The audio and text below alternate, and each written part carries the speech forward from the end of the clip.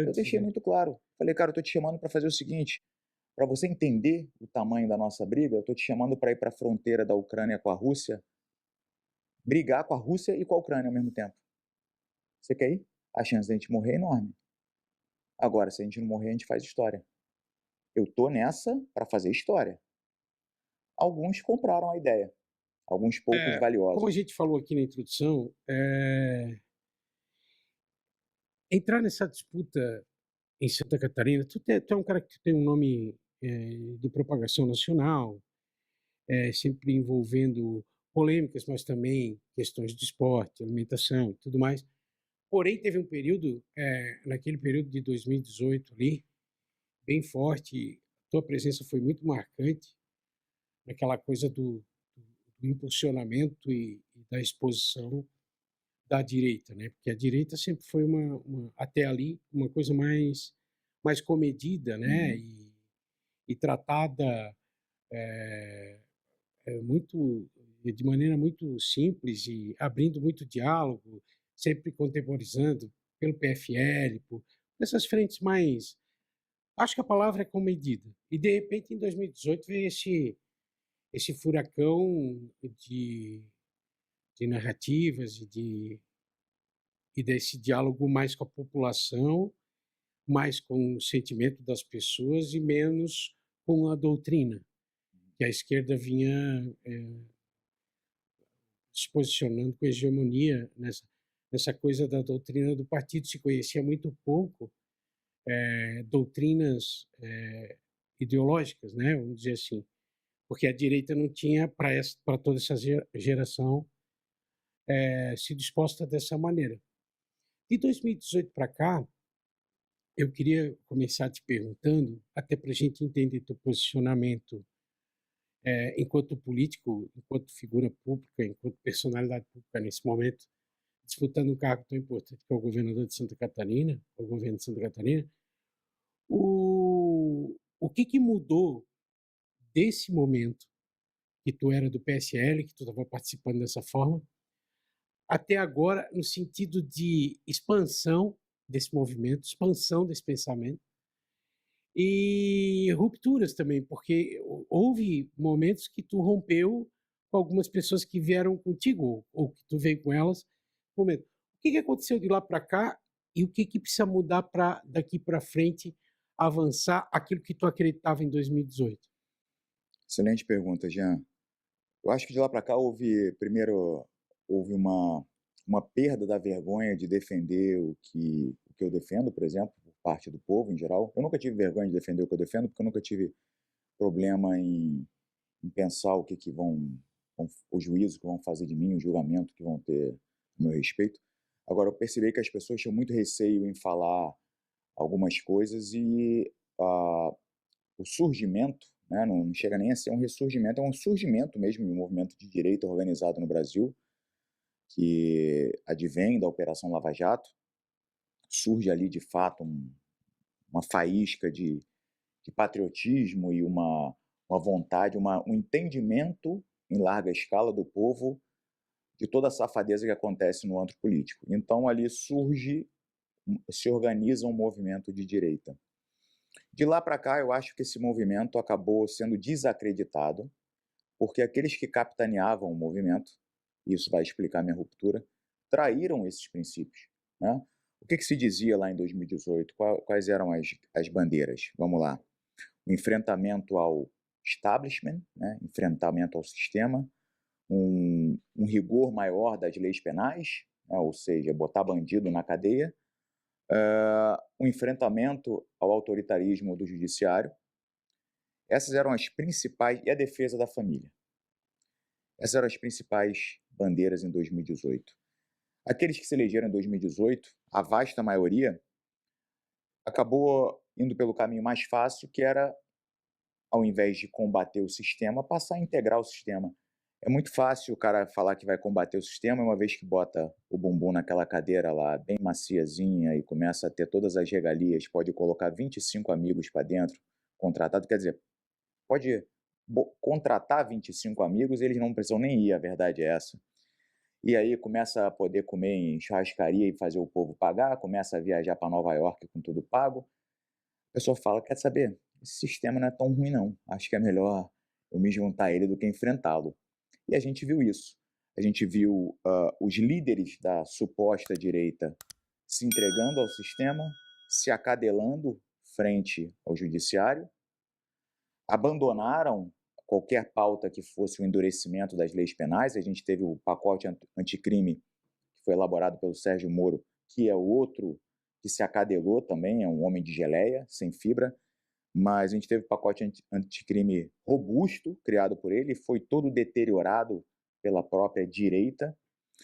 A gente teve o fim da Operação Lava Jato, a gente teve a paralisação do COAF, ou seja, era natural um rompimento entre quem de fato defende essas pautas, no caso eu, e essas pessoas que diziam defendê-las, mas que uma vez que sentiram gostinho de estar no sistema, resolveram abandonar essas pautas e passaram a viver de narrativa, né? E viraram web deputados, web senadores. Eu queria deixar claro isso, o que te convenceu de que tu precisava sair do teu mundo empresarial, do teu mundo esportivo, do, do, do conforto da tua construção, da tua luta, para aumentar, para ampliar essa tua luta, foi os fundamentos do que a Lava Jato expôs, e não as pessoas, é isso? Aquela época, É. aquela época sim, Hum. foi, na verdade foi um sentimento de revolta por eu me dei conta, e assim como todo o Brasil, porque antes as coisas aconteciam muito por trás das cortinas. E a Lava Jato ela surge no momento também com o crescimento das redes sociais.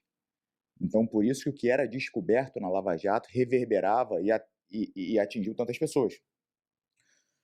Então, eu acho que todo mundo passou a se revoltar por entender, conseguiu pela primeira vez correlacionar o porquê que a gente paga tanto para o governo e recebe tão pouco de volta. Porque tem uma roubalheira sem fim em Brasília. E quando a gente fala Brasília, é de uma forma figurada, porque tem uma roubalheira sem fim em Brasília, tem uma roubalheira sem fim em Florianópolis, tem uma roubalheira sem fim em Itajaí, em Balneário Camboriú, né? E, esses sistemas políticos, seja municipal, estadual, federal, essas organizações, é uma roubalheira por si só. O próprio sistema partidário é uma roubalheira por si só. O Brasil é uma roubalheira.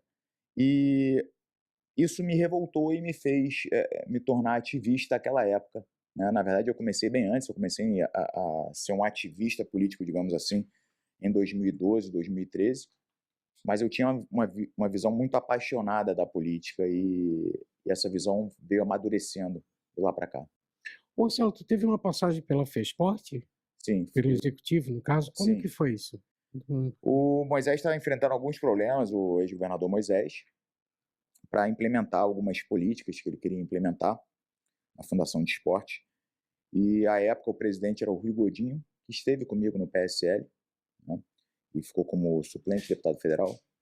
Ele me fez um convite, foi a Balneário Camboriú e falou: cara, preciso de você para me ajudar a organizar a casa na FESPORT, a gente tem alguns projetos audaciosos, só que eu tô sem braço lá, eu não tenho uma pessoa de confiança e que saiba fazer a coisa acontecer.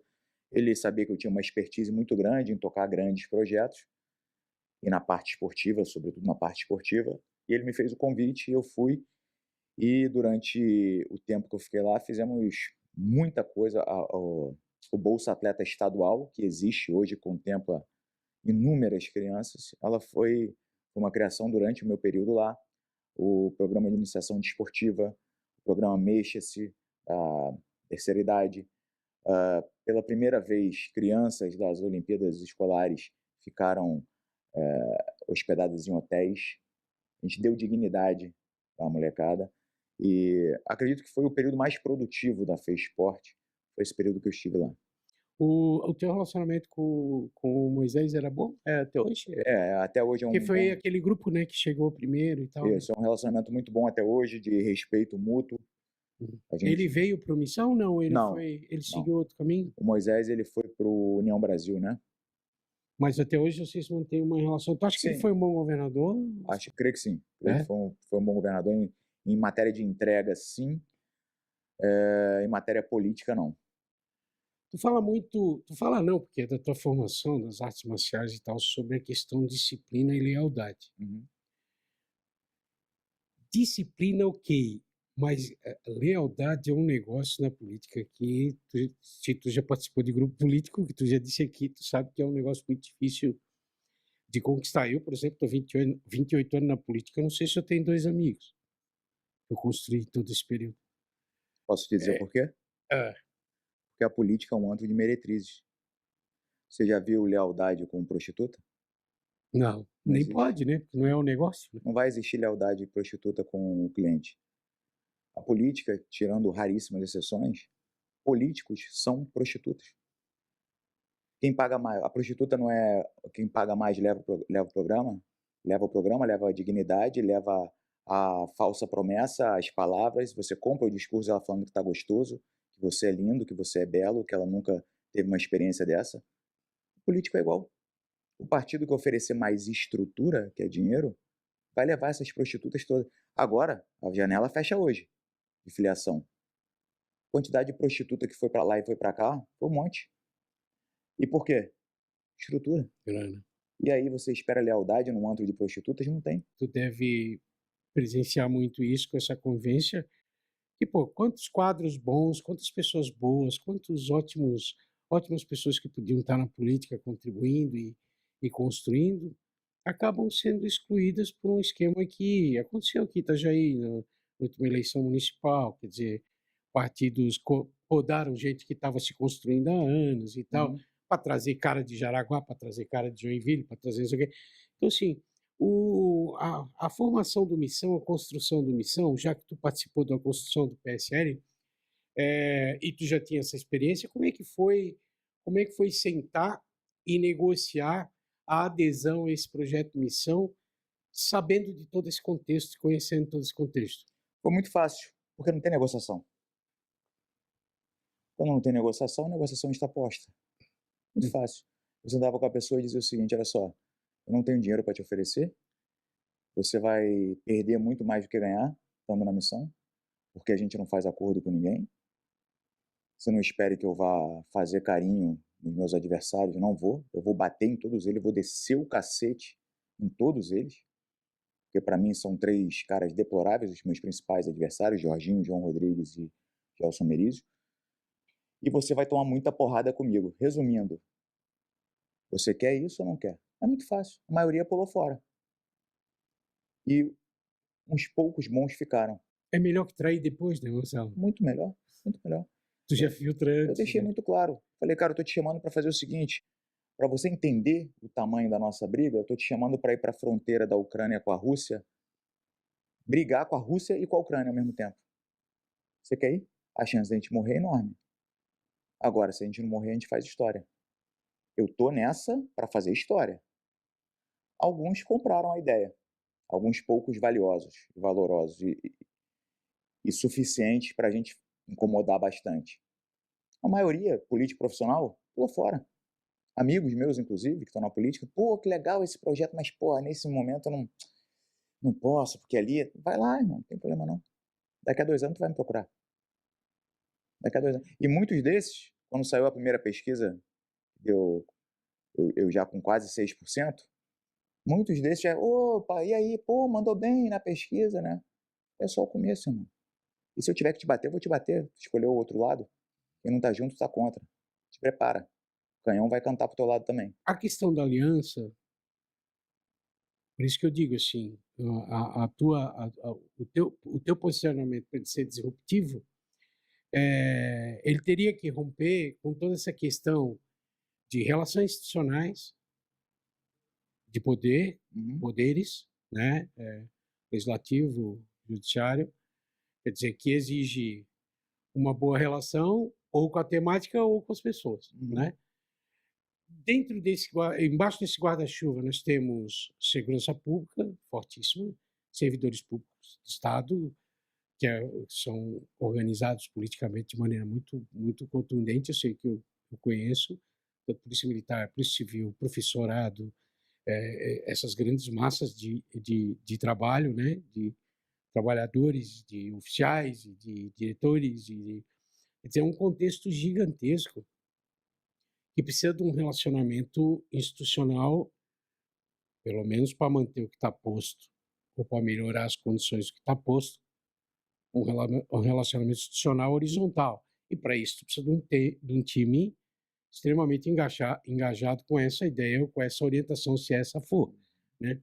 Mas do contrário, como que tu quer propor ao catarinense essa estabilidade em relação a essas instituições e aos poderes? Tem a forma fácil e a forma difícil.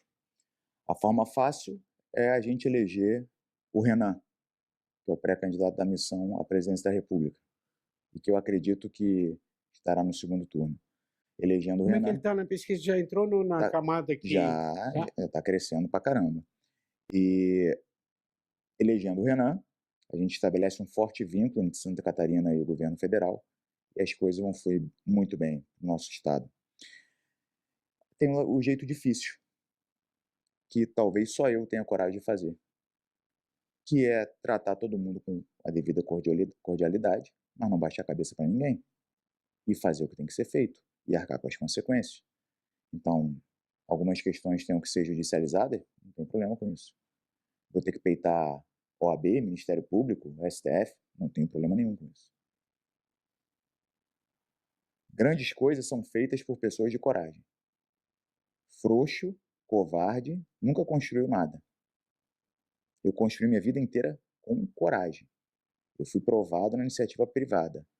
Nunca precisei de política para absolutamente coisa nenhuma. Eu vou trazer essa mentalidade. O que me fez vencer na iniciativa privada foi a minha coragem.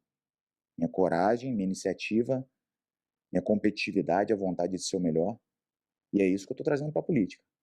E eu não tenho o mínimo medo de ninguém. Nem de vagabundo, nem de ministro. Então, eu vou fazer o que tem que ser feito. Se o judiciário quiser cooperar, legal. Se não quiser, vamos brigar. Se o governo federal quiser cooperar, sensacional. Se não quiser, vamos brigar. Se as instituições daqui quiserem cooperar, sensacional.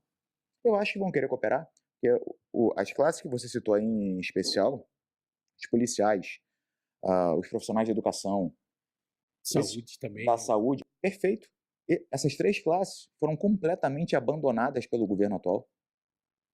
O atual governador Jorginho Melo prometeu retomar direitos que foram retirados dos policiais, dos bombeiros, prometeu uma reestruturação de carreira e de salário dos profissionais de educação, profissionais da saúde, e preferiu ficar botando dinheiro em outdoor com a carinha dele aí e botar bilhões em comunicação em ano eleitoral do que valorizar esses profissionais. Eu já falei, e aqui eu faço um juramento pelos meus filhos. Caso eleito, eu não concorrerei e não quero ser reeleito. Vão ser 4 anos só e depois eu vou embora para casa. 4 anos de choque de ordem, de terror e pânico para tudo que é vagabundo. Depois eu vou para casa, com meu nome na história de Santa Catarina. E o legislativo, Marcelo? Tu fez algumas... na minha pesquisa eu identifiquei que tu fez algumas dizendo que não pretendia fazer alianças, né? Nenhuma. Nenhuma. E tu vai, provavelmente, a missão vai ter uma chapa completa e tal.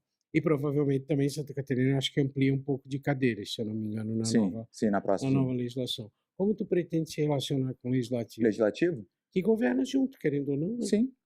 Como é que acontece hoje, Jean? Sabe muito bem. Se os nossos espectadores não sabem, eu vou explicar. Santa Catarina precisa de uma caneca dessa com urgência. Essa mesma caneca, preta, com a logo da Polilógica, precisa disso. O governador fala, pessoal, eu tenho a caneca que Santa Catarina precisa.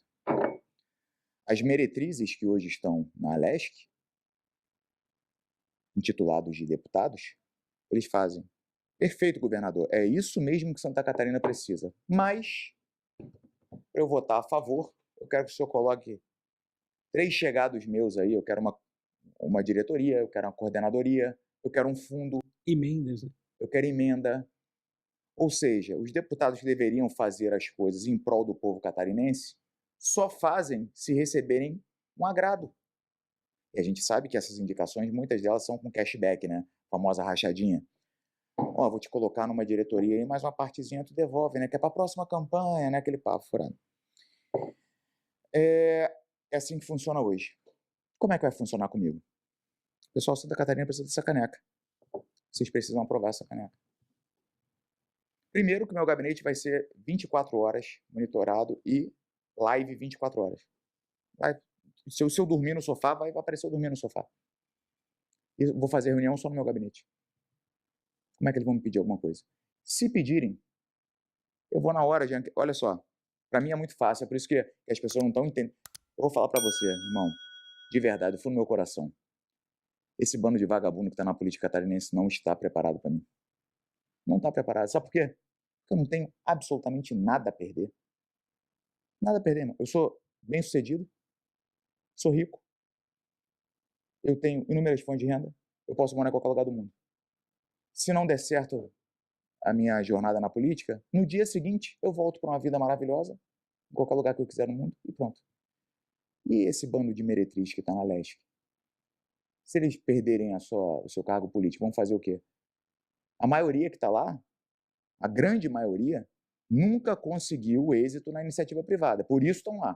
Porque a política brasileira, ela funciona ao avesso. O certo seria o cara primeiro provar o seu valor na vida real, pagando imposto, gerando renda, gerando riqueza, suando, sangrando. Porra, esse cara conseguiu vencer na vida. Agora ele vai cuidar da vida dos outros. Vai para a política. No Brasil é diferente. O cara é um fracassado, um derrotado, nunca conseguiu nada, não tem a mínima qualificação. Ele vira meme e vira deputado. E se encosta na política, depois vai trazendo os parentes, bota a família inteira para viver as nossas custas. Eles têm a perder. Então, se você, Jean, se você é um deputado, e eu, como seu futuro governador, eu vou te apresentar um projeto que é bom para Santa Catarina. É bom. E você vai me pedir alguma coisa em troca para aprovar esse projeto. Eu, na hora, eu vou abrir uma live, você já falou. Na introdução, você falou que eu tenho sou um canhão de audiência, não tenho muita mídia. Eu vou abrir uma live e falar, pessoal, aqui, ó, Santa Catarina precisa dessa caneca. Eu acabei de apresentar o projeto para o Jean, e o Jean falou que só vai aprovar essa caneca que é bom para vocês se eu der cargo para ele.